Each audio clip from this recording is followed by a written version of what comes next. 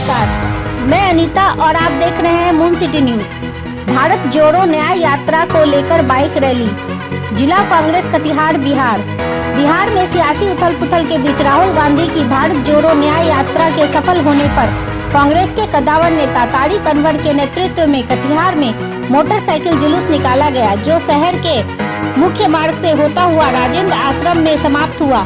कांग्रेस के कद्दावर नेता और कटिहार के पूर्व सांसद तारिक अनवर ने कहा कि इसलिए नीतीश कुमार को ईटी गठबंधन का संयोजक नहीं बनाया गया क्योंकि उन्हें पता था या फिर कभी भी पलटी मार सकते हैं। साथ साथ उन्होंने कहा कि इंडिया गठबंधन इंटैक्ट है।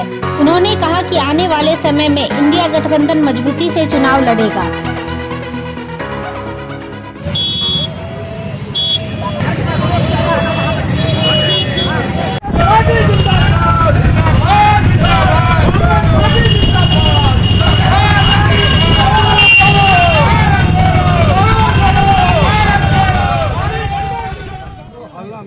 इंडिया गठबंधन का संचालन चलेगा और हमको लगता है कि कांग्रेस नेतृत्व और तमाम दूसरी पार्टियां जो इंडिया गठबंधन की थी, उनको इस बात की जानकारी थी या समझदारी थी कि नीतीश कुमार हमारे साथ ज़्यादा दिनों तक टिकने वाले नहीं हैं और इसीलिए उनको इंडिया गठबंधन की जिम्मेदारी नहीं दी गई। मैं सोचता हूँ कि ये सही फैसला था, क्योंकि आज जिस तरह से नरेंद्र मोदी और भारतीय जनता पार्टी के चरण में फिर दोबारा या तेबारा कहिए आज वो जा रहे हैं, उससे यही दिखता है कि वो अपने स्वभाव से दल बदलने में विश्वास रखते हैं और माहिर हैं। सर, कांग्रेस के विधायक भी टूटने की संभावना है?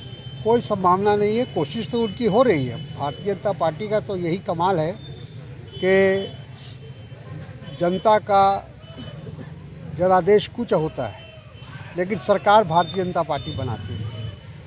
तो ये भारतीय जनता पार्टी की खासियत है कि चाहे बल के रूप में हो, धन के रूप से हो, जैसे भी हो, वो अपना बल प्रयोग करके सरकार बनाने का काम कई राज्यों में उन्होंने किया है, तो बिहार में भी अब वो कर रहे हैं। सर, वजह क्या मानते हैं नीतीश जी बार बार पलट जाते हैं?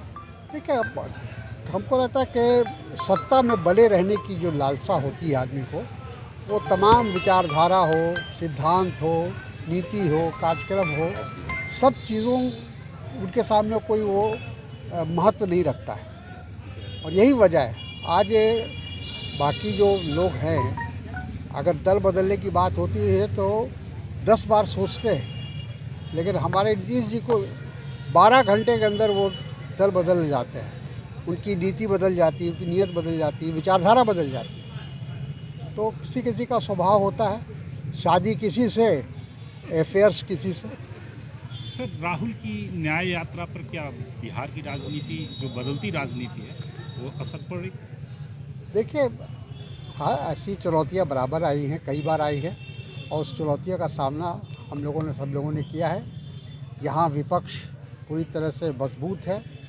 आरजेडी, कांग्रेस और वामपंथी सभी लोग एक साथ हम लोग मिलकर इस चुनौती का सामना करेंगे और हमको लगता है कि बिहार की जनता इस बार कम से कम नीतीश कुमार को माफ़ नहीं करेगी, क्योंकि ये खिलवाड़ जो हो रहा है वो बिहार की जनता के साथ हो रहा है। बिहार के लोगों का मजाक उड़ाया जा रहा है।